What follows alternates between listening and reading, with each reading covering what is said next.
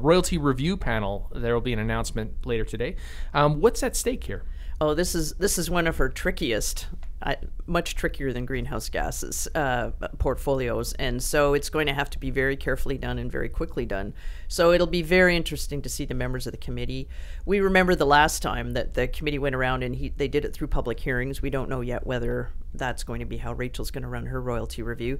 The public hearings was following a very, it was Stelmach's idea. There was a need for a democratic process around this. People were very angry. Royalties hadn't gone up for years.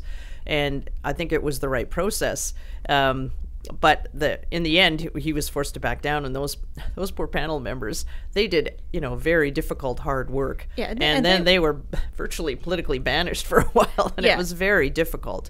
And the Kazoo Oil Patch then went back in and had the quiet meetings with the government, and they backed down on most of the stuff. As we've discussed before on this podcast, Stelmach's timing was cataclysmically awful because the royalty review coincided with a softening of world oil prices and the collapse of natural gas prices, and so there were lots of issues in the energy sector, and it was very easy to blame them on the royalty review. But Stelmach had a separate problem that Rachel Notley does not.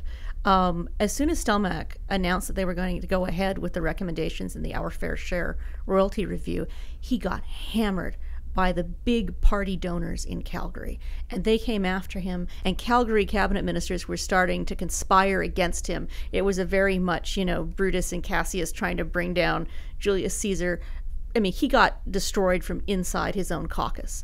Notley is not going to have that problem. She doesn't owe anything to anyone in the Calgary oil patch, and they can plot and scheme and stew all they like. They have no leverage over her the way they did over Stelmach. So the fact that she is beholden to no one in Calgary, politically or financially, gives her a political freedom that Ed Stelmach never had. Even if she did exactly what he did, she wouldn't face the same internal political blowback that he did. That's true. He really got defeated.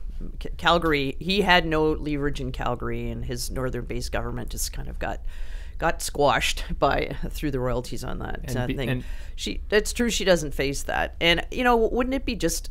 I've had people say to me too around this. Wouldn't it just be great if we had royalty reviews regularly, so they didn't become these huge political crises for the party, get put off for 10 years, and there should be a regularized process for this. Yes, we get to review royalties. They're never set in stone. That is a great idea. Yeah, if she could get there, then that would take a lot of the political weight off of these things. Off of her and off of every premier to come. Yeah, and also, of course, then the oil patch would be used to this, and they would have to start going with regular reviews as well. Yeah, and it wouldn't come as a shock to the market.